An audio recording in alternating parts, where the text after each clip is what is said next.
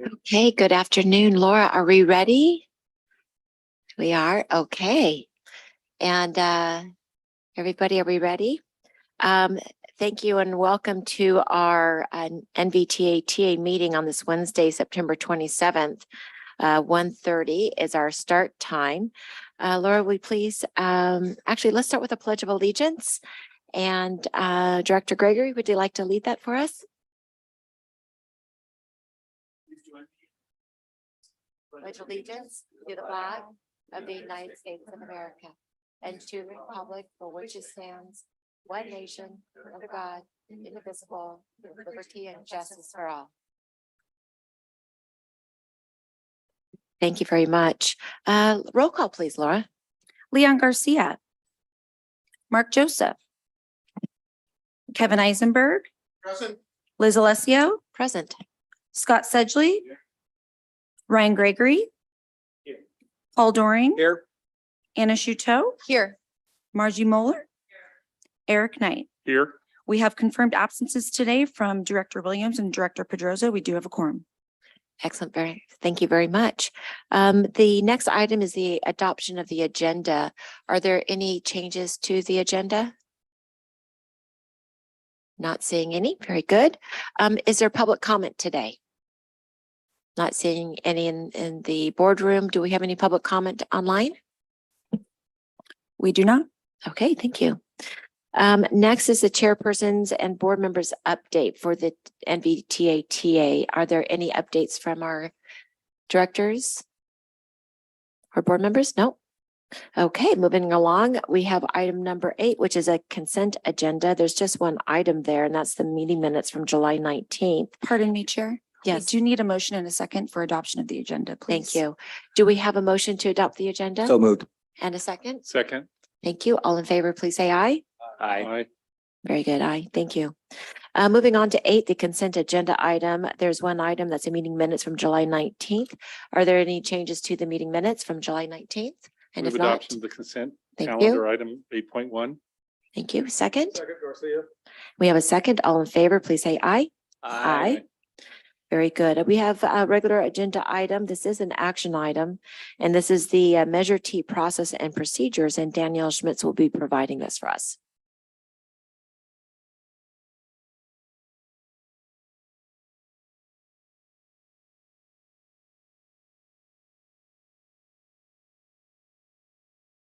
The lights on there. Okay. Good afternoon, Danielle Schmitz here to present item 9.1, Measure T process and procedures update and approval of the Exhibit C accounting, reporting and auditing guidelines to the master agreement. This is just procedural or administrative in nature. The staff created Measure T process and procedures to guide the jurisdictions in how to carry out the functions of Measure T, because as you know, there are a lot of requirements from adopting a 5-year project list to submitting semi-annual reports to certifying your maintenance of effort, as well as your equivalent fund expenditures.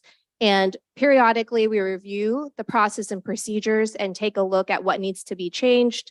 For this particular update, the major thing is we took out that a jurisdiction has to hold a public hearing to amend or adopt their 5-year project list, because as you know, public hearing comes with a more onerous procedure of noticing it in the paper and having more of a kind of procedural process before the regular meeting. And after we conferenced with legal counsel, they said we do not need to hold a public hearing. So that's the one kind of large thing. We also updated some of the financial reporting guidance to provide a little bit more clarity as a result of some of the audit findings that we had at our last Measure T audit. So with that, I'd be happy to answer any specific questions you have about the guidance change.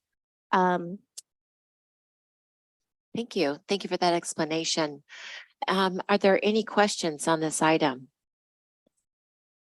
Yes. I don't have a question, Oh. but I just wanted to make a clarifying remark. I'm sorry, I didn't see you on there. Go ahead. I will defer to you because you're on my. Just a quick comment that, there's, we don't have the need for a public hearing, but we still have a public meeting. So I think there's just a little bit more legal process when you do a public hearing. So Right. in terms of advertising that thing, but we still have to have a public session with people yes. invited and they have the ability to comment. I just wanted to make that distinction for anybody who doesn't understand that process. Thank you. Thank you for that distinction. Yes, Director Eisenberg. Thank you. The revisions that were made to make things easier and smoother is great. What I'm wondering, when will we find the details of the funding formula and how funds will be distributed? Oh, I think you're talking about the next item. Oh, sorry, Yeah. my mistake. Correct, because there's already funding allocation Yes. that's So been this agreed is- upon with Measure T. Yeah. It's This the is next Measure T specific, and then the next item is the proposed new sales tax measure, which I think we'll get to your point. Thank you. Any other comments or no? Okay, if so, do we have a motion to approve? I'll move approval. Second. We have a motion and a second. All in favor, please say aye. Aye. Excellent. Aye. Okay, moving on to 9.2. This is informational. This is the sales tax replacement measure. And our executive director, Kate Miller, is going to present this. Oh, Danielle will Yeah. present this. Okay, thank So you. I was up here, so might as well. Danielle Schmitz, item 9.2. This item is to cover information on the sales tax replacement measure as the board directed staff to proceed in revising the Measure T ordinance for a new ordinance. We have been working with your jurisdictions, in particular your public works directors, as well as been vetting this information, the details, through the city managers and county CEO group, as well as our policy steering committee. So we are seeking out to replace Measure T with a new measure, which would be a 30-year measure. So Measure T sunsets in 2043, and we would like the new measure to be operative from 2025 to 2055 if it does pass on the November 2024 ballot. The big change is we would like to allow for bonding of the measure to bring funding forward to make a bigger dent in what Measure T sought out to do, which is to bring the pavement condition index levels up for the jurisdictions. And right now they're declining countywide or holding kind of steady with the current measure that we have. We would also like to replace the distribution formula as we brought to the board back in 2021, September of 2021 at your retreat. We brought you a formula that had 50% return to source and 50% line miles for the county, and then 100% return to source for the other remaining jurisdictions that were not the county. We would also like to set aside a certain amount of funding for highway projects. This is to leverage discretionary funds on the regional, state, and federal level. As you will recall, in getting Sosco Junction fully funded, we had to borrow $20 million of formula funds that come to the county. And so we're in the red on those funds, and we will not be able to use them for another probably 2 to 3 cycles. And so if we have local fund source that we can leverage for larger regional projects that benefit the entire county, that this would be a good source of funding to do so. There's some other cleanup language that we would like to get around, which is remove the 6.67% equivalent funds that call for jurisdictions to collectively commit to class 1 facilities, index to 6.67% of Measure T revenues, but the revenues don't actually come from Measure T. As you can imagine, on administrative level, that's very hard to account for on a staffing level. And we'd like to replace it with something that's more meaningful, would actually be easier to track and kind of meet the intent of what that 6.67% was set out to do. And then we would like to revise the maintenance of effort. So currently the sales tax is indexed to recession years, or not the sales tax, the maintenance of effort is indexed to recession years, 07, 08, 08, 09, 09, 10. As many of the members of the board that have been on NVTA for a while, coming up, the jurisdictions had a really hard time coming up with their maintenance of effort dollar amount, and now it's fixed in time. So it's fixed in time for the next 25 years. That's the maintenance of effort amount. And we think a more equitable approach would be to actually index it to sales tax receipts, which would be updated, annually. And so if we're in a recession year, then your maintenance of effort is going to be lower. But if we're in a prosperous year, your maintenance of effort would be higher. So as mentioned before, NVTA is currently working out the details of this draft ordinance and plans on bringing the draft ordinance to the board. If you look at the timeline, it would be later this year. We're just fleshing out some of these kind of more onerous details with your staff. And then we plan on bringing the draft ordinance to the board, hopefully by the end of this year, for your approval. And then we would have to work the draft ordinance through your jurisdictions. Obviously, we have to go to the Board of Supervisors to get their approval and put it on the ballot. And that all should be done by summer of next year. And in also your memo, I have outlined who's on the technical steering committee, the executive steering committee, and the policy steering committee. We will be bringing this item as a standing item to each of these meetings going forward. And we'll bring, I think, the next meeting, you're going to see a lot more detail. This is just kind of an high level overview of what we set out to do. And with that, I would be happy to answer any questions you have. Thank you, Danielle. Yes, Director Eisenberg. Okay. Here's my major issue. I am concerned, and this may sound a little parochial being from Calistoga, but I am concerned about Calistoga, which is traditionally lower in sales tax revenue. That doesn't necessarily reflect the number of people in the population, nor does it reflect the need for NVTA funds. And so if it's all tied into sales tax, I'm worried. And I don't know what the figures look like. And that's why I would like a detailed look at how it is now, what it would be with the different formula, and perhaps what other options there are to make sure that the funds are distributed equitably. Yes. So I think we can bring that detail, and we will bring that detail back to this body. Your city manager brought up that same concern.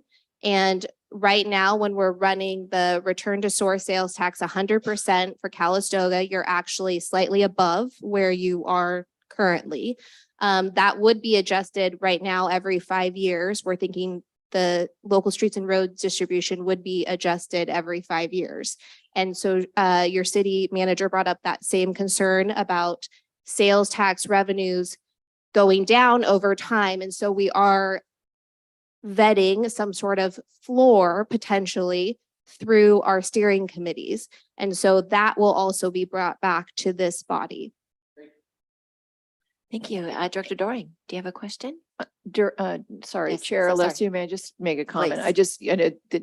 This is all implied and Danielle knows this, but I just want to make sure that you all know that what we're talking about here are simply proposals that we're working with your staff on. So nothing is set in concrete at all. But I just want to make it very clear that these are all just proposals that we're discussing. Thank you for that clarification. Yes, Dr. Shuto. Okay, thank you. My question just, is there room to still add somebody on the policy committee? Because when I look at who's on there, I know they'll do a wonderful job, and I still think it would be great to have a board member that represents Up Valley and the city perspective in particular, because our small cities is different. So I just wanted to see if that's available for somebody to get on there. So if there's an interest of serving on the policy, please send us an email and we will sort that out. I also just wanted to remind everybody, but nothing is being decided except for this board decides on what we end up doing. So just, I want to make that clear too, that we're not trying to do a go around. Yeah. Thank you for that question. And thank you. Yes, Director Gregory. Thank you. Looking way forward, just so we can keep this in mind. When a campaign needs to begin, and there's a point where we can't use our county hat anymore or our government hat, when is that? Is it when it's finally approved at the county in July and then is sent to the registrar? So staff does not work on that and does not use any agency money to do that. But I would think that once the jurisdictions, well, I would say once this board acts, probably it would start being formed and then probably really accelerate once we have a measure title. Okay. And it gets on the registrar's office. Could we Yeah. keep our eye on that date? Yeah, that's Yeah. that's an important detail. It's Thank you. it's going to be a very short window between the time that happens and the election. Yeah. Okay. And I think in between, what staff can do is advocate or not advocate, but to provide information about the measure to various groups. So be informational. Yeah. Yes, Director Drawing. One of the concerns I have is how our body, our city council interacts with our staff. And I'm not picking on our staff, but the nature of it is we have very limited institutional memory. We have very new people and a lot of cities are facing that issue. And without meaning or intending to throw anyone under the bus, I think there's sometimes a disconnect between what you're doing with staff and how that gets to the policymakers. And I don't have any ideas around that. Maybe you could tell me, hey, you need to talk to your staff. I get that, but it just seems like that information that is sort of vetted, as you use the word, sometimes does not get back in a clear manner to the policymakers. And I feel a little uncomfortable there. And I wrote a letter to the executive director, just asking for more detail. And I'm sure we'll have more detail, but that's just a concern. And I don't know what the answer is, but maybe thoughts that you may have there to make that process a little bit more streamlined where we're getting that information. I don't know what the answer is, but I raised the Yeah. concern. I mean, I think that this is not the only topic where that occurs. But there's two things. One is that we're obviously here to answer questions and to meet with you and your staff. And then making sure that your staff are included and we are, communicating with them. But also, I think we're happy to come and do a presentation before the council, your council, the Board of Supervisors and the town council. I'm happy to do that, Calistoga. Yeah. Thank you. Thank you. I'm not seeing any other questions, and this is informational, but Danielle, you said something I was going to ask you to kind of unpack it a little bit more. You said, my recollection, to replace the 6.67 to make it more meaningful. Can you explain a little bit what you mean by that? Because that could be misconstrued. Yes. So I think the intent of the 6.67% was to show a commitment amongst the jurisdictions that they're still actively funding and delivering Class 1 facilities. And the 6.67% has largely been met by NVTA staff time on the Vine Trail. As you know, we delivered the Oak Knoll segment of the Vine Trail. We are delivering the Calistoga to St. Helena segment of the Vine Trail. And I don't think that was ever the intent of the 6.67%. So largely it's been met by NVTA either going after, well, really our staff time and using funding that we get from the federal and state level to backfill shortfalls on the Vine Trail. And then also I would say NVTA has been very successful at going after discretionary grant fund sources for the Vine Trail, which doesn't even count towards the 6.67%.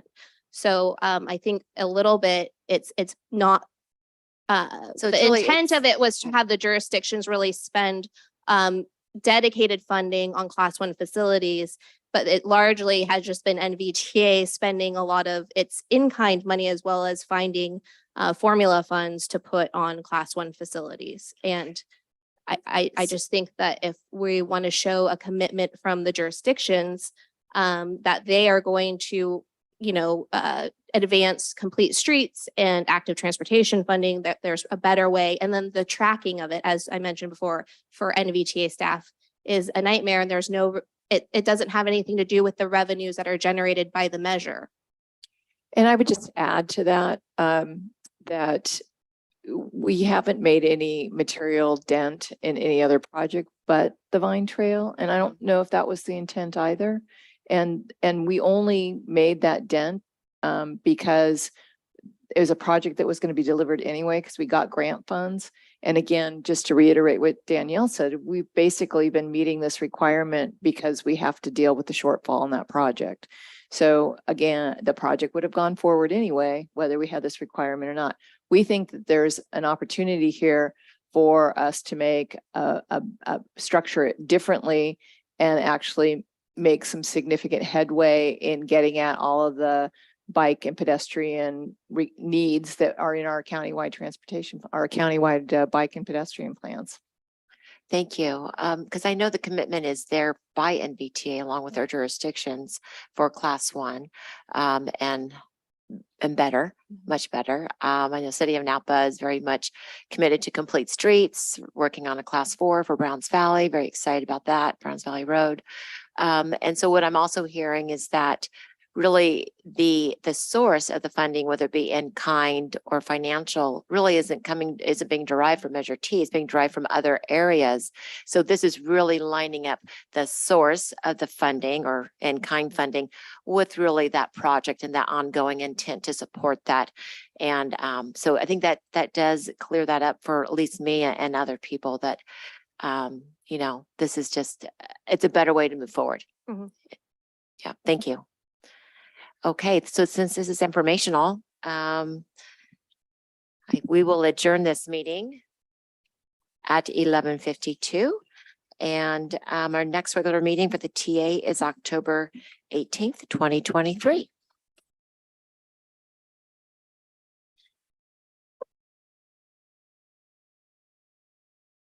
And Laura, are we good to start our NVTA? I just heard to make sure we're still We are ready to go. good to go. Okay. So for our Napa Valley Transportation Authority meeting, regular meeting, it is now probably 1:53. Oh, 152, September 27th. We've already called to order. So I do want to welcome Vice Chair Joseph. Probably a little traffic trying getting up here from our American Canyon. Apologize for being late. Oh, no, not at all. So we've already met the call to order. Consideration and approval of the board member request to remote participation. We have none. Okay. And like I said, we've already established roll call, adoption of the agenda. Is there any changes to the agenda? And if not, do we have a motion to approve and a second? Yes, and a second? Thank you. All in favor, say aye. Aye. Is there any public comment? Not seeing any in the chambers. Is there any public comment for the regular meeting online? I see none. Okay, thank you. For chairpersons, board members, MTC and ABAG, are there any updates? Not seeing any? Okay. Executive Director Miller? Thank you, Chair Alessio. So the Bay Area Housing Finance Authority is continuing to do its work to move a housing ballot measure forward in November 2024. And what that would entail, this, my microphone fell off, the ongoing audio system. So you're all going to hear this firsthand at the October 12th NICLOG meeting if you plan on attending that. But ABAG, well, BAFA staff, it's Bay Area Housing and Financing Authority, will be making a presentation at that meeting. The current proposal is to do a $10 to $20 million GO bond. 20% would be taken off the top for regional programs, and the balance would be returned to source by county. This would provide Napa County with between $179 to $358 million for new affordable housing or housing preservation. And a public workshop was also held on August 16th, and a full recording of the workshop and slides are available on MTC's website. Feel free to contact me and I'll provide you with that URL. At the ABAG Legislative Committee, staff presented the committee with the proposed goals and principles for a potential 2026 regional transportation ballot measure. Referencing the objectives in Plan Bay Area, staff recommended advancing the plan's 5 goals, which are affordability, connectivity, diversity, health, and a vibrant region for all. With that in mind, staff outlined 3 priorities: stabilizing transit funding. So that would be specifically associated with operational funds, which is something that we don't get anywhere else. So that's good news that they are looking at that. Making transit faster, safer, and easier to use, and enhance mobility and access for all. MTC hired Sperry Consulting to evaluate various revenue options for a potential funding source that would be subject to voter approval. This includes a sales tax, which has been deemed regressive by some stakeholders. And in addition to sales tax, income tax, payroll tax, parcel tax, corporate head tax, and road usage charges were all evaluated. MTC staff will continue to work with stakeholders and return to the committee later in the year with a potential ballot measure after additional work with stakeholders and a second public opinion poll has been completed. Again, that would be for the primary in 2026. MTC has been holding a series of pop-up workshops to elicit feedback from the public on Plan Bay Area 2050 Plus. That's the regional transportation plan. And I guess, and housing plan. The Napa workshop was held on August 11th from 11 to 2 p.m. at the Walmart Supercenter in American Canyon. NVTA staff, Rebecca Shank, was with the MTC, was participated in that with MTC to share local information and update the public about the August 13th fine service changes. And that concludes the report. Thank you very much. And then I think this might be okay. We have the board has all been invited to the South Saskell Junction tour for next Wednesday. Yeah, that was part of my. Oh, you did just mention that. Okay, I was looking. Yeah, Thank you. that's I'll okay. make sure everybody is RSVP'd. Okay, saying it twice. If you haven't on the board, if you have not RSVP'd, please RSVP to Kathy if you'll be attending that tour next Wednesday, October 4th at 2:00. Thank you. Yes. Okay. Let's see. And so executive director update. Thank you. So we have new staff. Adrell Coleman joined NVTA in August as an assistant program planner. Adrell will work on the Measure T program and other programming planning activities. Adrell lives in Oakland, and he recently graduated from my alma mater, San Francisco State University, with a bachelor's degree in urban studies and planning. He interned for the city of San Francisco in the code enforcement department, and we just are thrilled to have him on board. So welcome, Adrell. Also with us is Mariana Toscano. Mariana is contracting with NVTA and working alongside the transit team as our bilingual outreach coordinator. Her extensive hospitality experience paired with previous work as a social services coordinator has made her a resourceful addition in efforts to improve ridership for the Vine Transit. She attends outreach events and meetings, educates members of the public on how to utilize apps such as the Ride the Vine and Clipper, acts as an ambassador of the Vine by teaching others how to ride the bus, and assists our agencies with identifying ways to meet the needs of our senior youth, Latino, and low-income communities. Mariana lives in Napa with her husband and 10-year-old son, and we are just thrilled to have her on board. We have a new member to the NVTA family, in addition to Adrell and Mariana, and that is that Libby Pan gave birth to a healthy baby girl on September 2nd. Her name is Madeline, will be Maddie We just want to extend our congratulations and well wishes to the Payan family. I don't know how many children under the age of 5 that now counts in our office. It's probably a lot. So let's see, good news, State Route 37 was awarded $155 million, and that money will go to Caltrans, and it will be used for the Resilient State Route 37 project. The California Transportation Commission formally allocated the funds to elevate a key section of State Route 37 to guard against future flooding and to enhance habitat connectivity in San Pablo Bay. The total project is $180 million and will raise the roadway by 30 feet over the Nevada Creek. And that should be completed by 2029. And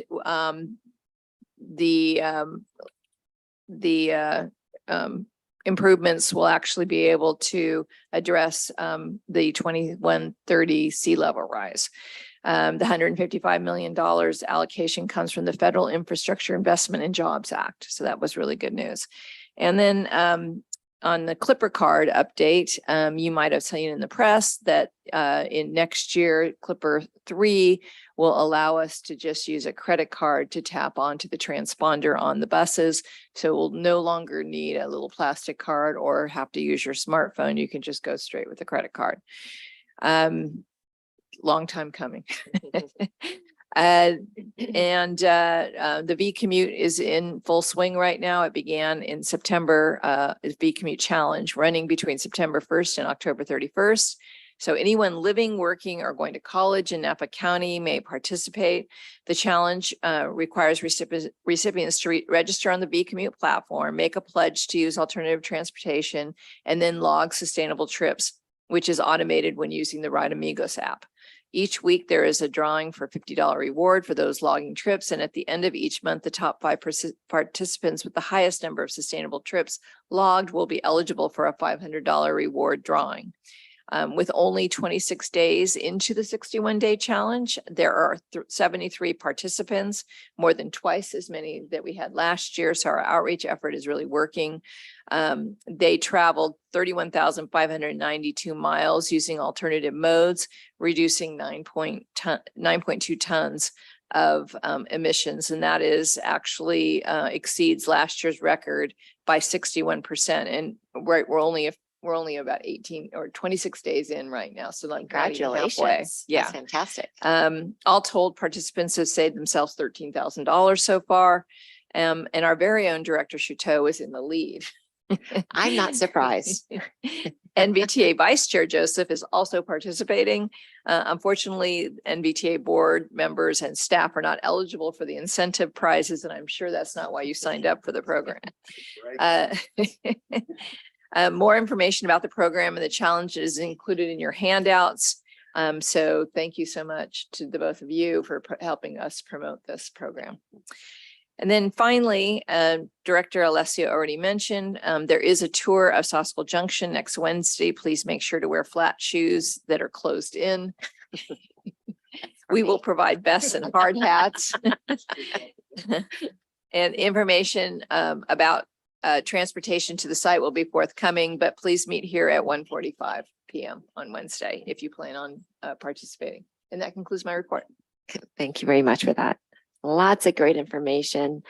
Welcome to our new staff members. That's exciting. And baby Maddie, it's wonderful. You did give us a little bit of a Caltrans update with the wonderful funding for Highway 37. Do we have a Caltrans representative here today? I don't see anyone online. Yeah, okay, I don't see anyone either. And nobody online, correct? Correct. Okay. Then, yes, we'll move on. Did you want to make a comment? Oh, okay. You're not on. There we Yes, are. Director Sedgley. I brought this up on the Tulakay Creek Bridge replacement project. I think I brought it up a couple of meetings ago, and I said a few things to our Public Works Director too about somehow preserving some of the history of that bridge. I was driving into St. Helena this weekend, and I was looking at the bridge, stone bridge coming into the beginning of the St. Helena, and can't imagine that bridge being removed in its entirety. Maybe.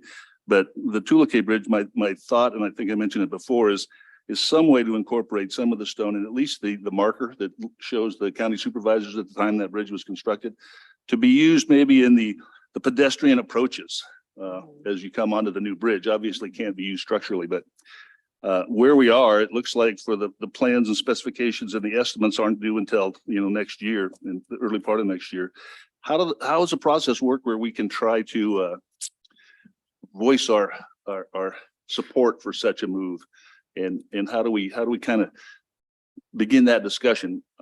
We have shared that with Caltrans. We meet with them once a month, and I don't know if there is a specific update on that. But we will, It seems like we will note that we need to remind to be more specific about what we can do. yeah, because I think the public works director came back and said, well, they'll be willing to pile the stones for you somewhere if you like, but we have a pile of stones already from the First Street Bridge that will probably stay piled for the rest of my life. But I just think it would be really architecturally and be historical and be an art piece for Sosco Avenue coming in if we could somehow just the approaches for the pedestrians. But I just needed to say that, and I won't beat a dead horse, but I'd like to find out the process, how we could possibly get something like that into the plan next year. Thank you. It's very thoughtful, and I don't know if there's any like historical preservation requirements when there's a removal of a historic bridge. You would think that there might be, so I don't know, but that's a good question. And with our pile, we're going to build a monument in your honor, Mayor Sedgley, when that time comes. But I did have that same thought about the preservation of the stones as I crossed the Pope Street Bridge this weekend. I was in St. Helena and I thought the same. Director Gregory. Yeah, thank you. I should have done this in board member updates, That's fine. but as your representative on the Highway 37 Policy Committee, Yes. Oh, yeah. we took a tour recently, spent a half day, got on a bus and toured. We looked at the Nevada Creek Bridge that's most imminent, that's funded. But we also talked a lot about the next phase, which is the interim project to add another lane in each direction in the interim, as well as some major intersection improvements at 121 and 37 that will impact our lives. Any of us that are coming home from Marin or whatever, you're trying to get to that left turn lane. There's plans to extend that significantly and add a That'd be carpool good. lane through there. And as part of the interim project, which they said they hopeful to get the rest of the funding, they've got it slated to start construction anytime 2025 to 2027. So I left not only educated on the project, but with feeling that we'll actually see something done on 37, soon. And it's not a pipe dream. So That's great. thank you. Great news. Thank you. Okay. I don't see any other comments or information, so we'll move on to number 9, which is our consent agenda items. This is 9.1 through 9.5. Does anybody want to pull any of these items? And if not, do we have a motion and a second to approve? Just one question before we Yes. have that motion. I noticed that there wasn't an application under 9.5. Is there a particular reason for that? I mean, not going to make a huge difference for me, but I just, in terms of process, it's nice to get the applications on. I can see how that could be confusing. It's a renewal of a current member, so the okay. application has already been brought to this All board right. and approved. Thank you so much. Yeah. All right. Thank you. Thank you. Do we have a motion to approve the consent agenda? So moved. Oh, I'll second. Okay, Okay. we have a motion by Joseph, a second by Shuto. All in favor, say aye. Aye. Aye, thank you. On to our regular agenda items. We're going to start with 10.1. This is an action item of Vine Trail, St. Helena to Calistoga construction contract budget increase. We always look forward to hearing from Grant Bailey. This is we on pages 61 through 66. Good afternoon, Chair Alessio, Vice Chair Joseph, and directors of the board. My name is Grant Bailey, Program Manager Engineer for the Napa Valley Transportation Authority.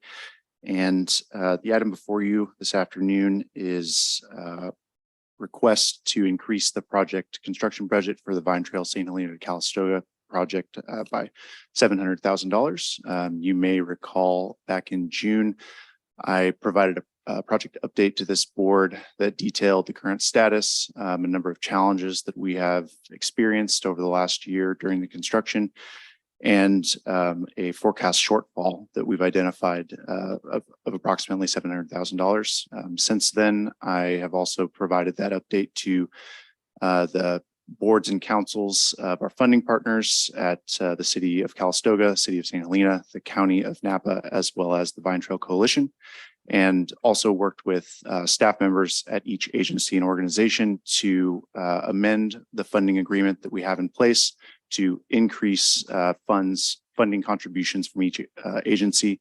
I'm happy to report that each agency and organization has approved that amendment for the full sum of the $700,000 since then.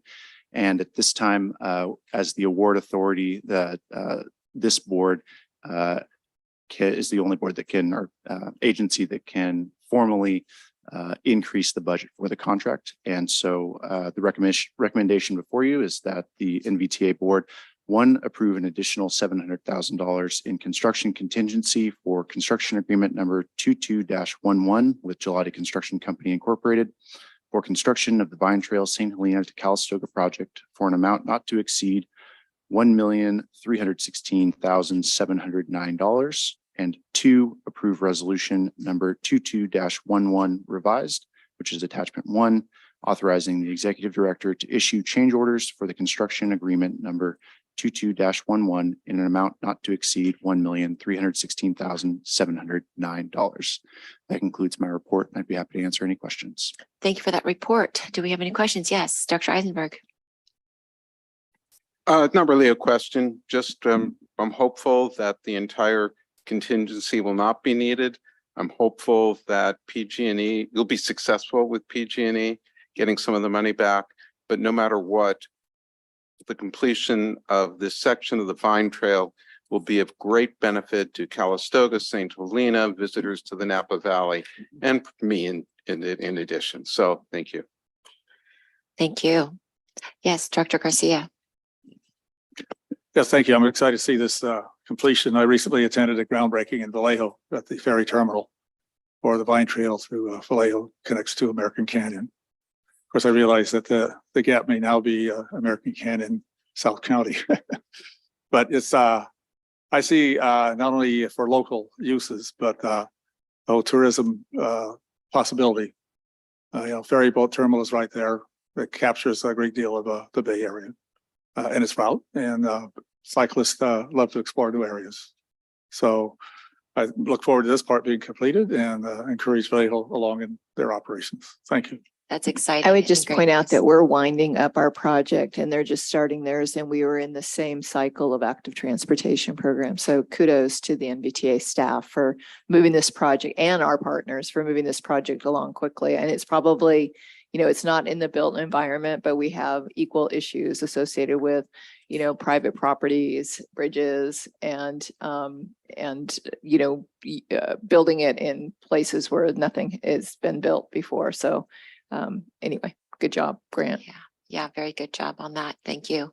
Yes, Dr. Chateau. I just want to say thank you. I can't tell you how many people are stopping me and excited about the Vine Trail with that connection to Calistoga now that we can actually see it going in and can picture ourselves on our bikes, meeting our Calistoga friends. I don't know if it's really going to happen how we all picture it. It's probably going to be longer than we think, but it really is getting excited. There's so much shared community between St. Helena and Calistoga with the kids' sports and with jobs and just really in all of the different community things that we do. So it's really exciting to be able to get out of our cars and be able to get to each other this way. I think it's going to be transformational for our community in the Up Valley. So thank you so much.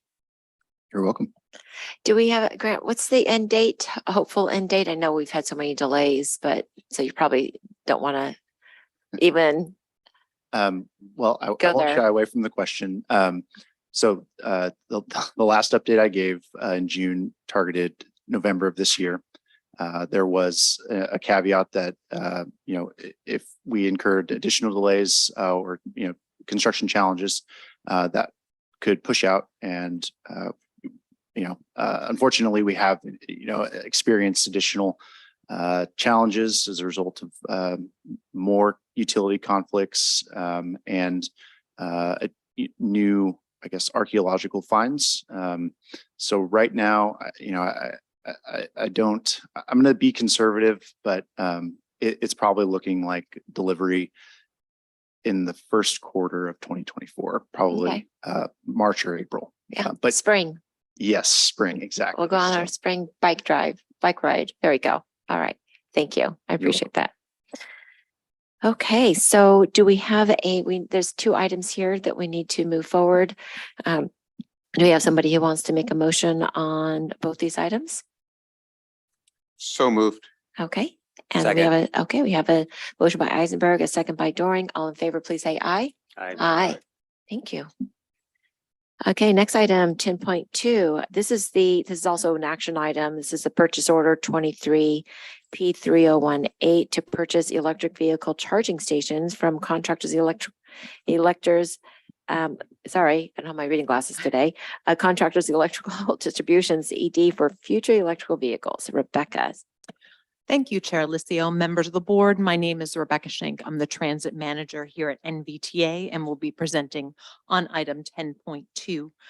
And so kind of our process to get to this point to enter into contract to purchase electric vehicle chargers is back in 2022. NVTA was awarded around $8.46 million in federal funds to assist with the procurement of 8 40-foot electric vehicles and the corresponding charging stations. It took till 2023 to get the grant agreement issued by the Federal Transit Administration. Our original plan had been to purchase 8 40-foot ProTerra buses and then the corresponding chargers.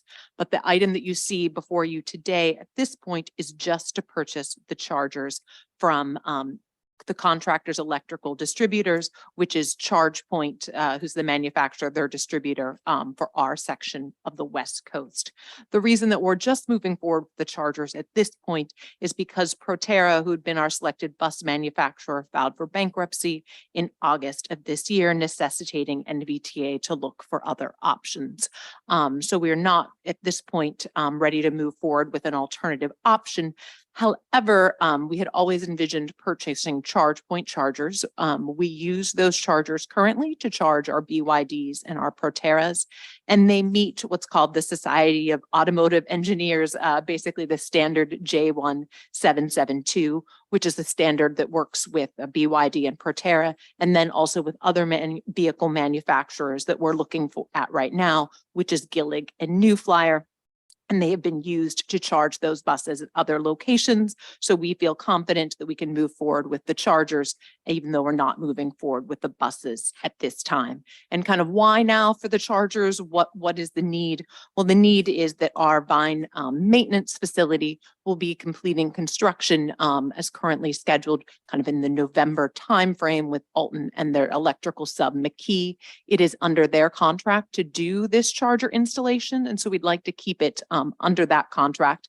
In a way, we're getting the 2021 price for installation right in 2023. They are a skilled electrical team, as we've seen with all the work that they have done thus far on the site. They are ChargePoint certified, so it works under our warranty.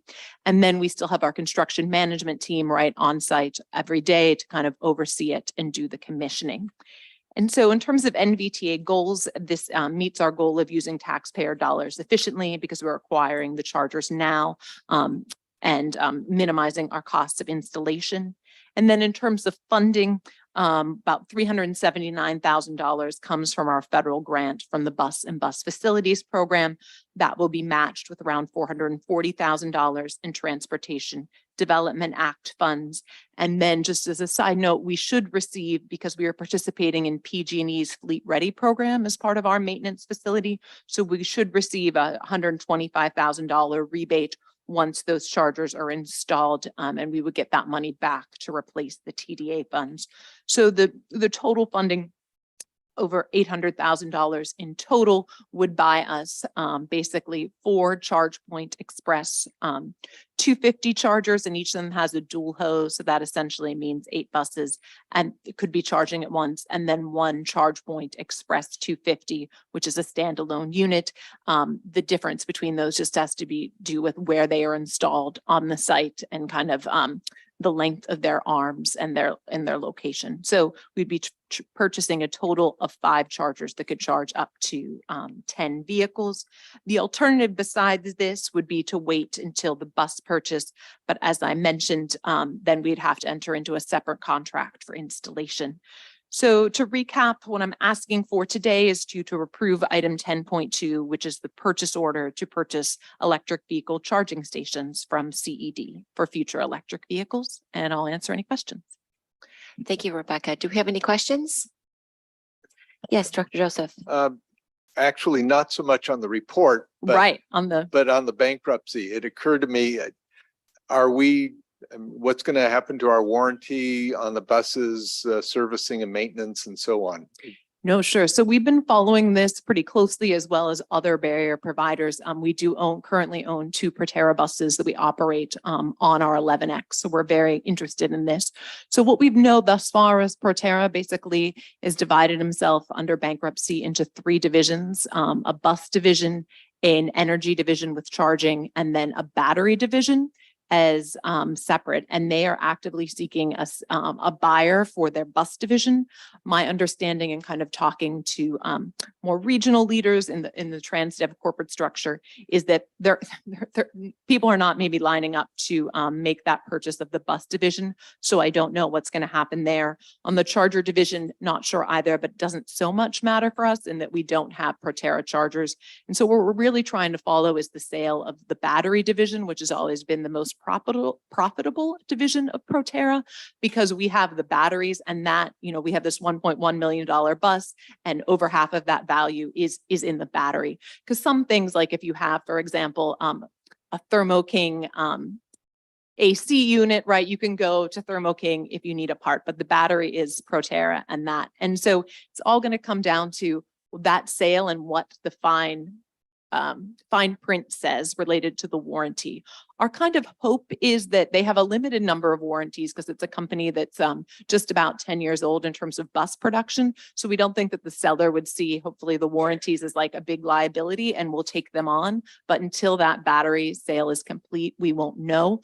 We've also been trying to kind of hedge our bets on some level. While Proterra still is a company, we had about $35,000 remaining under a grant agreement for those purchases. So we bought every part we can possibly think of, trying to make the priority to any type of Proterra specific part, as opposed to say like the Thermo King or something that I mentioned before, that we could go after the individual part there. So we'll see, and we'll keep you updated. We're hoping in one of the next 2 board meetings to come forward with a purchase of 8 other electric vehicles from another company. And at that point, we'll give you a Proterra update. Thank you. Yes, Dr. Gregory. Yeah, just trying to make sure I understand. So the bus manufacturer that went bankrupt, they were going to supply the chargers as part of our contract with them? They were not going to supply them. We were going to buy them under the same contract. So like, for example, when we bought the BYD buses, we bought the charge point chargers through them and then they came at the same time. So in this case, we're doing it separately and that we're buying the chargers separate from the buses. And that's the change we're talking about today. Thank you.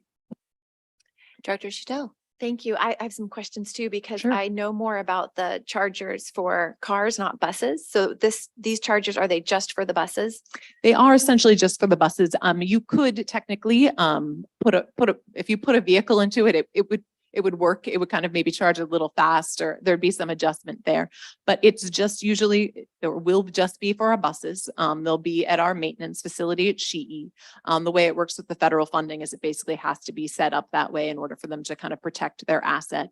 So we would only use the buses on these chargers. And that's kind of important to us because, like, for example, if you were to visit Jackson Street right now and we have a bus charger there, we have a very elaborate schedule that, like, basically, the bus leaves, it detaches from the charger right at 6:02, it drives till 8:20, it comes back, it's in that charger right until it goes out again. So we really don't have time anyways to let someone else use them. And how did you decide that this company was the best one to use? Because I've seen that they're not all equal Sure. and the technology is changing quickly in terms of who is the good one to use. Yeah, on some level, it's been our experience with them to date. So if you're out here outside of the Saskell Gateway Transit Center, we have charge point chargers. We have them at the Redwood Park and Ride, at the Yountville Park and Ride.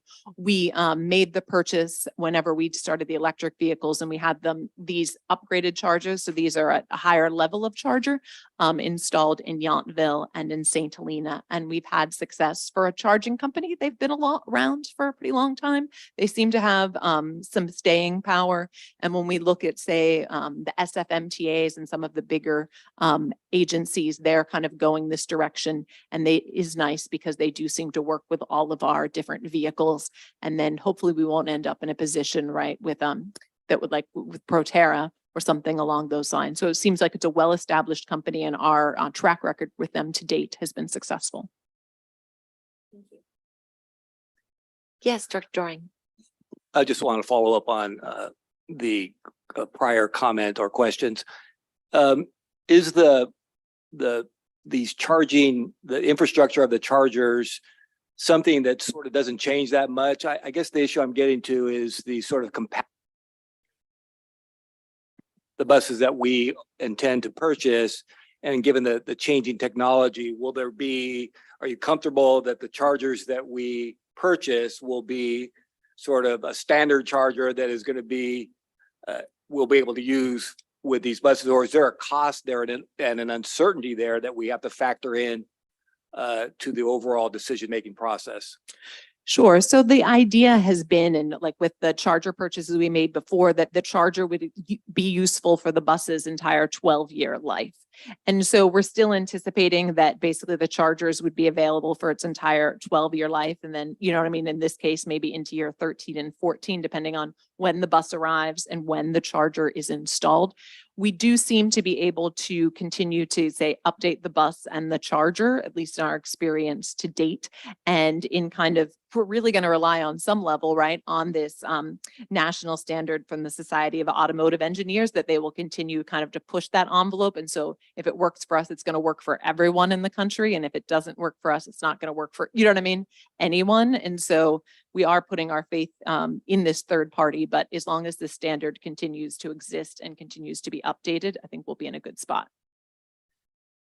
That is a comforting response. I think that's appropriate. Do you think there are any opportunities to have to anticipate what the buses will be like? I mean, I know we're going to move forward with a purchase order, but as we're looking at the chargers, are we thinking about, oh, well, these buses are now upgraded, the technology has improved, and maybe these chargers, we can ask for a higher end charger to anticipate that the buses will be compatible with them? Is that, I assume that thought process is going on, and I know it's uncertain, but I just want to make sure they match and that we're keeping up with the technology is my point. Yeah, we're trying to stay ahead in that. So this Express Plus, so we're purchasing the 4 of those, is the, say, latest and greatest that ChargePoint has to offer.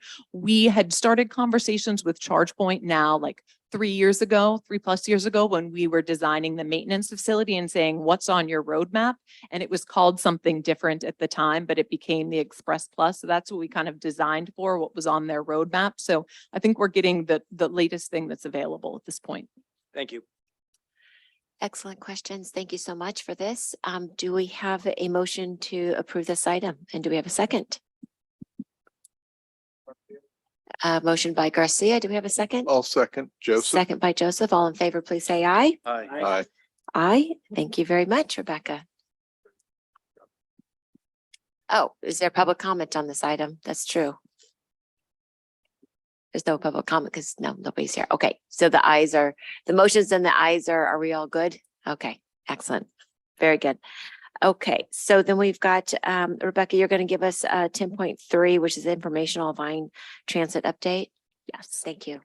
And so I'll have Laura's going to pull up a presentation here, and I'll be doing the Vine Transit update for the 4th quarter. So this information is a little bit dated, just has to do with the fact that we don't have an August board meeting, but it's going to cover the period from April 1st to June 30th of 2023.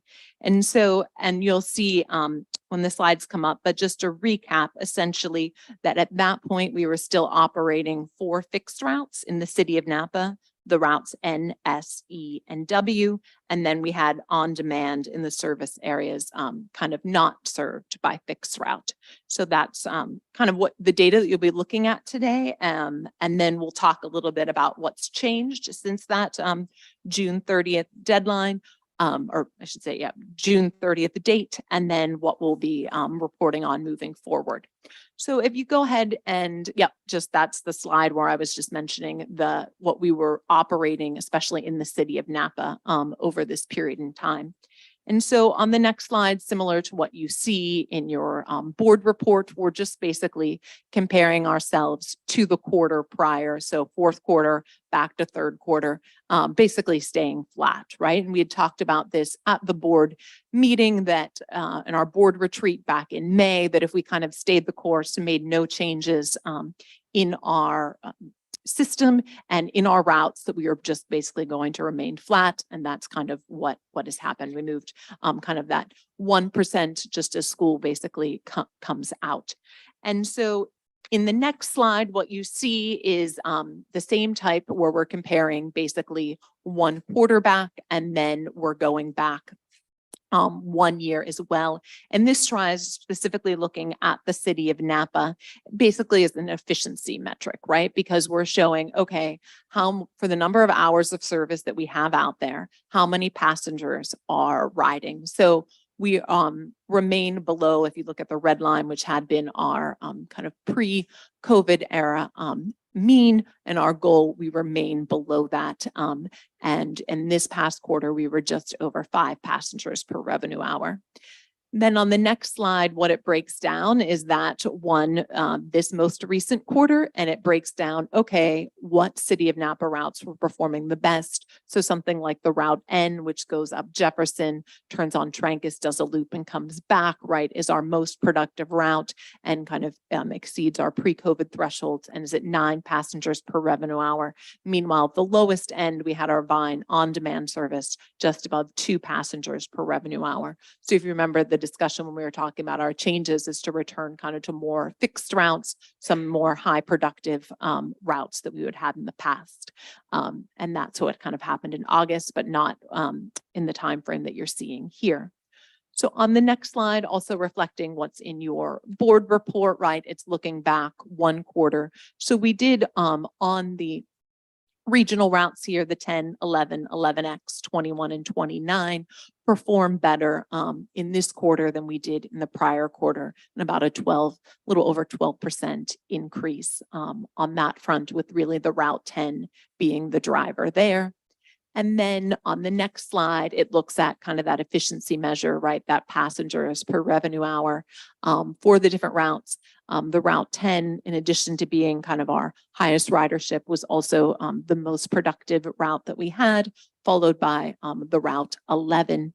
And then with the other express routes significantly below that.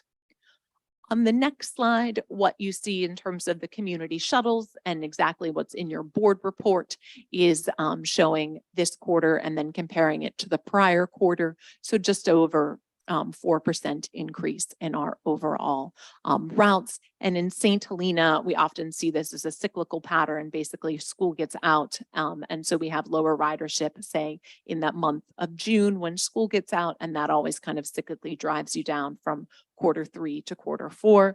American Canyon continues to thrive, and that it seems like their students get out of school and then they just take the bus to the pool or someplace else other than school. So they're able to kind of weather that difference a little better. And yeah, they continue to perform well. On that next slide, you'll see kind of this efficiency measure, right? These passengers per revenue hour, and American Canyon is basically kind of back at what had been our pre-COVID threshold, just under the red line there at 4 passengers per revenue hour, followed by Calistoga, St. Helena, and Yountville. And then on the next slide, what you see is VineGo, which is our ADA paratransit service. And I want to spend a little bit of time talking about this because on some level, whenever our other routes increase, it's kind of exciting. We have the same number of hours that we're operating, right? So you get, say you're operating 10 times on the Route 10 and your ridership increases, right? You're still running 10 routes on the Route 10. Your costs are still the same. Your gas is still the same, et cetera. And so anyone you can add to that bus kind of helps you. But VineGo is a little bit trickier for us because if you have additional riders, you basically end up with additional trips. You end up needing additional drivers to make those trips. You have additional gas and you need additional vehicles. And so this nearly 20% increase over the last quarter in VineGo has been hard for us to take on and to absorb. And so we are looking to hire more VineGo drivers to do that. And you'll see in our next item, we'll be purchasing some more VineGo vehicles to make this possible. So just on the next slide, and I don't expect you to be able to read this and I fully understand, but this just gives you a sense over the next two. So one of the main drivers of that increase is Providence, which used to be Calabria Care, which basically offers adult care programs during the day. So let's say every week, and this was just the week of September 25th, and there are no names or addresses on here. But basically we get, okay, these are, say, the 27 people that are going to that program, and whether they live in Calistoga, American Canyon, Napa, and it kind of continues on the next page. This is all of their things like, can they be left alone?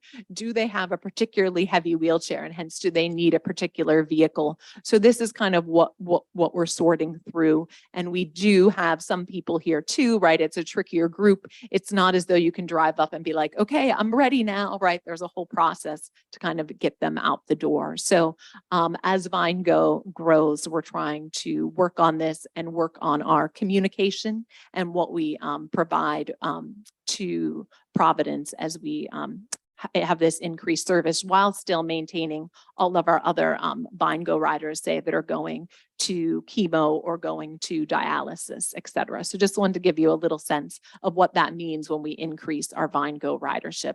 So you can just kind of pass through two slides because it just kind of continues the same list there. Yep, same idea. And then this gives you the total ridership change. Right now, we need to go back, not 1 quarter, 1 year, 2 years, 3 years, but 4 years to see our pre-COVID ridership. And kind of as we've talked about specifically in the city of Napa, right? We have a big drop off, and then basically over the last 2 quarters have maintained basically the same level of ridership, a little more variation in the routes 10 and 11.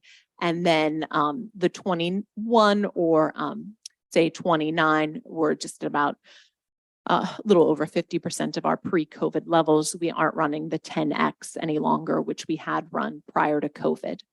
So that shows you that. And then on the shuttle side of things, on the next slide, again, going back 1 quarter, 1 year, 2 years, 3 years, 4 years, VineGo essentially follows the kind of the logical pattern and what you'd hope to see.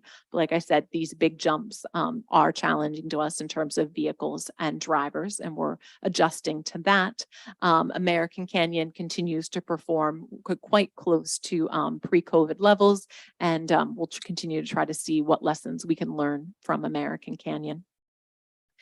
And then on the next slide, so just switching gears, we talked about the board retreat. We had talked about what changes we would make. And so then we went ahead and asked in June for board approval to make a major service change in August. And so on August 13th, right before school started, we did make a major service change. And the next slide will remind you kind of what that is. So we did a return to ABCs. We basically brought back a total of 6 fixed routes in the city of Napa with 1 on-demand area in Browns Valley, kind of shown in gray there. We did 4 additional trips on the Route 10s, particularly at peak time. And then we were able to get access back to the Veterans Home campus with the Route 10. We made that change. And so what we're looking at and on the next slide is what we did in terms of kind of paid advertising and earned media, because right, the key is to get the word out. And thanks to our communications officer, Valerie Walston, for all her help on this. We did paid advertising at the Napa Valley Marketplace, in the Register, in Lavaz, on Meta, which is essentially Facebook and Instagram. We were on radio ads on KVON. You may have heard them there. And then we did some other targeted digital advertising through the register's digital format. And then on the next slide, you see just kind of some earned media and other events. We did do an interview on KVON, the radio station, different social media. We did events at the farmers market to announce the change. And it was good to hear at the farmers market that people are like, oh yeah, you're changing routes. So they had heard it from one of these other things. And we did get an article in the register.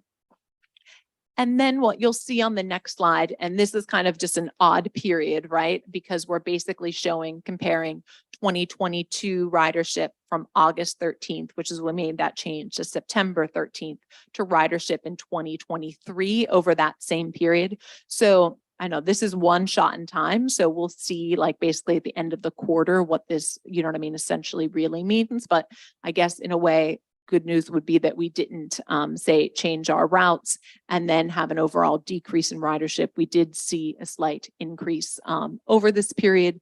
And when we report in October, we'll get to see the full quarter and kind of the implications of that and can talk about it a little more.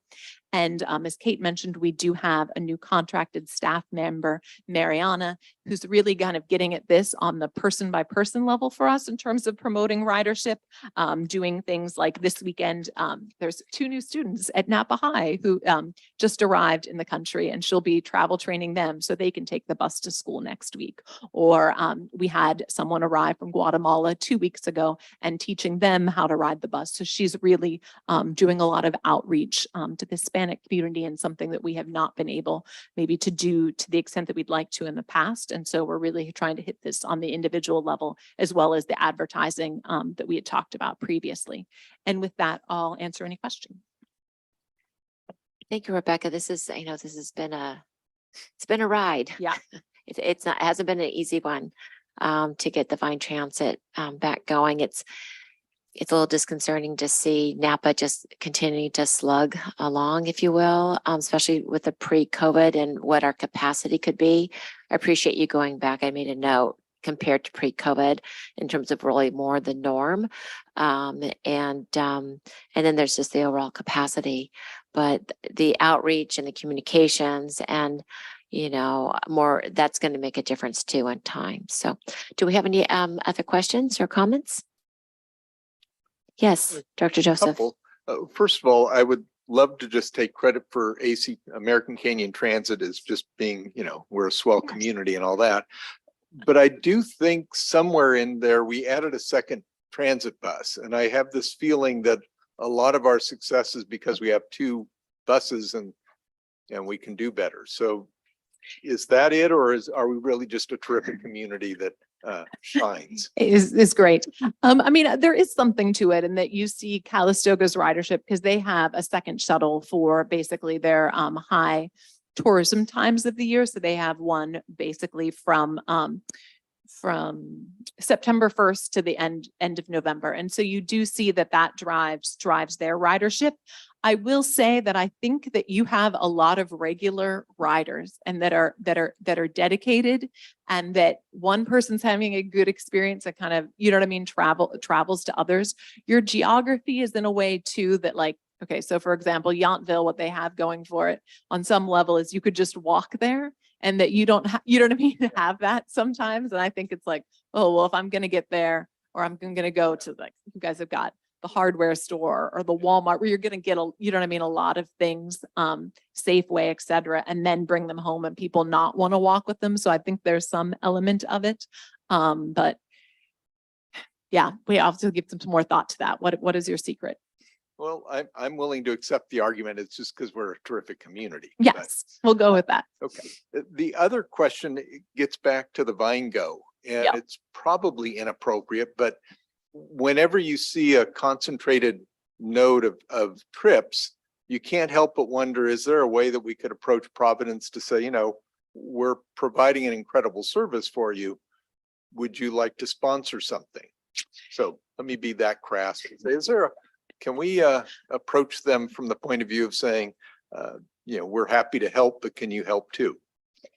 Not exactly and maybe that way, but I think what we're trying to do is to say, okay, what we can do, because we have the shared vehicle program and they've historically used the shared vehicle program to provide service, and those vehicles have kind of aged out. And so they're not using those vehicles currently until we get some like new to them vehicles for the shared vehicle program. So in our next item, when we buy the new VineGo vehicles and Calistoga shuttles, the retired Calistoga shuttle will become part of the shared vehicle. So then we can kind of say to them, hey, we have these new to you shared vehicles, please provide drivers so that you can take on with your driver using our bus, right? More of our rides. And we'll try to work it that way. So I think that's how we're going to try to work the angle. They do provide a driver that is doing their Vacaville trips in particular. But we can't say to them like, oh, we don't have the capacity for your rides, or you know what I mean? Can you make that contribution? Unfortunately, yeah. I think your approach has a little more class than mine, but at least you're thinking about it. So thank you. Yes. Thank you. Any other questions or comments?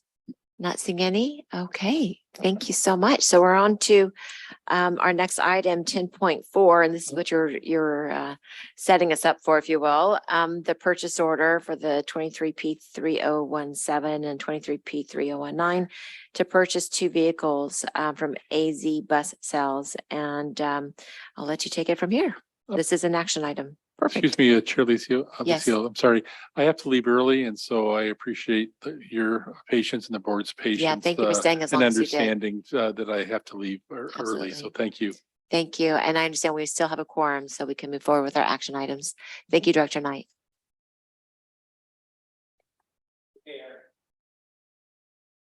Thanks. So for this item 10.4, NVTA, again, is kind of similar to 10.2, applied for grant funding, 5310 funds to replace both the Calistoga shuttle and the VineGo vehicles that were beyond their useful life. The vehicles that we're replacing are the VineGo from 2007 and the Calistoga shuttle from 2011. The useful life is 7 years, so they're both well beyond that. We took that grant application for funding to this board for approval prior to application, and then that grant was awarded. These funds are processed through Caltrans, and Caltrans does take some time, so we're just now kind of working through and getting from them a final grant agreement. So that's why this action is taking place today. And as a reminder, there are currently no zero admission paratransit vehicles that can be bought with federal funds because they haven't been what's called Altoona tested, which is where the federal government does their testing of electric vehicles. So these are all gasoline cutaway vehicles, and they were included in the California Air Resource Board approved zero admission bus rollout plan as for purchases in 2023. We knew we were going to make this purchase. We included that, and it fits within the CARB guidelines, which do not apply to paratransit vehicles. And so in terms of improving and our overall system and aligning with NVTA goals, they do meet that, and that by having these new buses, it will allow us to will result in a higher level of service and will reduce the maintenance costs for the overall Vine system.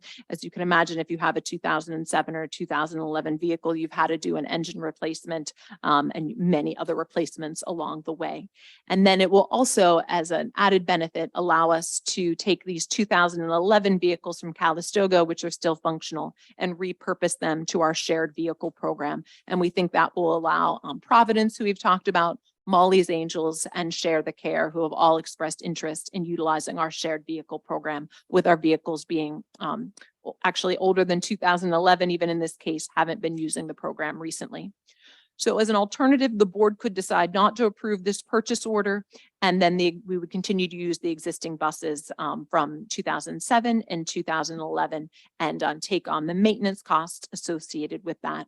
And the reason that you kind of are seeing two separate purchase orders is that the one purchase order is for this current sized vehicle that we have in Calistoga. We're maintaining that same kind of Class B sized vehicle, so you can easily go around the mobile homes. And then the two VineGo vehicles that we are purchasing are these Glavals, which are Class C, which are slightly larger vehicles, and that if we need to, we can also use for City of Napa fixed routes. In terms of the funding, it would be up to $738,000. And in terms of the funding, $288,000 comes from the 5310 program, which is the federal funds. Then we'd match that with up to $450,000 in TDA funds. And so to recap, we're looking to purchase 4 vehicles in total with 2 purchase orders as part of item 10.4, and I'd be happy to answer any questions. Thank you for the report, Rebecca. Do we have any questions? Not seeing any. Okay. Actually, I do. Okay. Yes, Director Drawing. I'm not sure I fully understand the statement that we will have a higher or greater level of service. What is it about the new buses that will be different from the old buses? I know they're going to be new, but I guess basically that they wouldn't break down, you know what I mean? You wouldn't have a breakdown in the middle of service because you had a newer vehicle. So no, you wouldn't. We wouldn't have, say, a different driver or, you know what I mean, more seats or something else. It would just be the fact that the vehicle would not break down during service. Okay. And we've had a few instances like that. when you go through this process, is there communication with the drivers themselves in terms of just the boots on the ground experience that they have? And the reason I ask that is I'm in Calistoga because that's where my law office is, and I talk to drivers all the time. And of course, they have their own opinions about these things.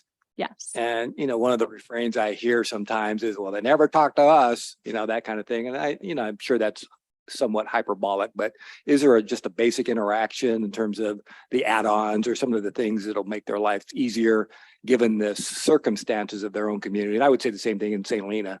Sure. Is there that interaction at all, or maybe there should be that interaction? Yeah, and I know specifically the driver, he always bids on Calistoga. So he likes Calistoga enough that he continues to come back there. I actually just had a conversation with him probably at 7 a.m. on Monday morning because I was like, oh, I wanted to let him know. I was doing some work at the yard that on Friday we had gotten new iPads because his had been cracked. So we got new iPads and then a different mount that's going to go in there. So hopefully it's more secure and then would prevent the iPad from having the same fate as the previous one. So yeah, we had that correspondence on that day. And I go periodically. So every month the drivers meet for a safety meeting and there's set topics. Because we have a really small maintenance facility, they basically meet 7 times. So to see all the staff, I go to basically 7 of the same meetings. I do not do that every month just in terms of time, but try to do it 4 times a year. And so, yeah, he will talk about specific to Calistoga issues. I think he is happy with this particular vehicle and its size, that we didn't go for a bigger one that'll have to maneuver around Calistoga. But I do try to keep that conversation going. Some drivers are, more vocal than others. Thank you. Thank you both for that. So this is an action item still. So looking for a motion and a second for approval. Oh, I'm sorry. I keep forgetting about the public comment. Is there any public comment? We need to officially ask. Seeing none. Saying none. Very good. Thanks for checking. Then I'll make a motion that we approve the 2 purchase orders. Thank you. Second. Thank you, Director Joseph and Director Eisenberg. All in favor, please say aye. Aye. Any nays? No. Okay.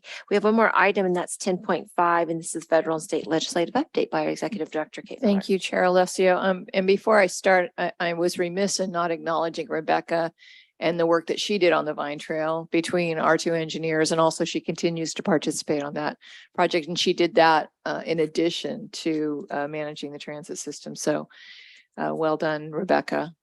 Great asset to our team. I just checked and we still don't have a federal budget or continuing resolution, but so we have until midnight on Saturday to pass a budget or a continuing resolution, or the government will be shut down. The Senate reached a bipartisan deal on a continuing resolution that would keep the government going through November 17th at the current funding levels, which would include a $6.4 billion in aid to Ukraine. But the House Republican hardliners are refusing to budge on spending cuts. Late Tuesday, House Republicans voted to advance 4 appropriation bills to the chamber's floor, but Speaker McCarthy is struggling to round up enough votes to support those spending bills. There's also a bipartisan effort underway, but it isn't enough to rally all 435 members of the House into an agreement. And Kevin McCarthy would, need to cross the aisle to secure those votes. He would do so with a lot of Republican backlash, likely prompting action in the House to replace him as Speaker. So it's kind of a catch-22 situation. Anyway, he did indicate this morning on NPR that he was planning on, he was sure that there would be a continuing resolution by Friday. So we'll see, fingers crossed. What does that mean for NVTA? So on the highway side, we get block grants through MTC, and those are programmed. Those are all secure. We don't have any issues with that. Caltrans represents FHWA in the state. So I think we shouldn't see much impact there, but on the transit side, it's a little bit different. It will mean that our grants are all going to be stalled. And we are potentially, if staff is furloughed, pending grants won't be approved, and we could potentially have problems with drawdowns. So stay tuned. We have other money that we can use. And we do have pre-award spending authority, which was granted in the FTA Federal Register last year. So we'll be fine. This is not the first time that this has happened, but it really does have a significant impact on the economy. The federal government is probably close to a third of the overall economy. So stay tuned for that. On the state sides, you probably know that Senator Mike McGuire, whose district runs along the coast from Marin to the Oregon border, will succeed Senator Tony Atkins to become the next president pro tempore of the Senate. So we're pretty much stacked in the North Bay in terms of leadership, along with the pro tempore Agua Curry. Thank you. The window has closed to approve legislation. The governor has until October 15th to act on pending bills. Good news is that ACA 1 passed on a Senate vote of 29 yeas and 10 noes, which clears the way for ACA 1 to be placed on the November 2024 ballot. Just a reminder, ACA 1 will reduce the voter threshold to 55% for infrastructure, specifically transportation related measures, but does not include transit operations. And in your packet are 2 letters sent by our state legislative advocate requesting the governor's signature, AB 557 HART, which repeals the sunset on existing Brown Act provisions allowing remote meetings under proclaimed state of emergencies. And then AB 1377, which is Friedman, which requires applicants for state funding through the Homeless Housing Assistance and Prevention Program to outline steps that have been taken to house homeless populations that are living and congregating on facilities owned and operated by public transit systems. And that concludes my report. Happy to answer any questions. Thank you very much. Any questions?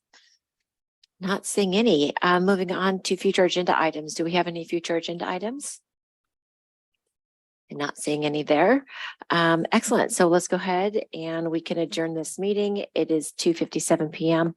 Our next meeting will be on Wednesday, October 18th. Thank you very much. I'll be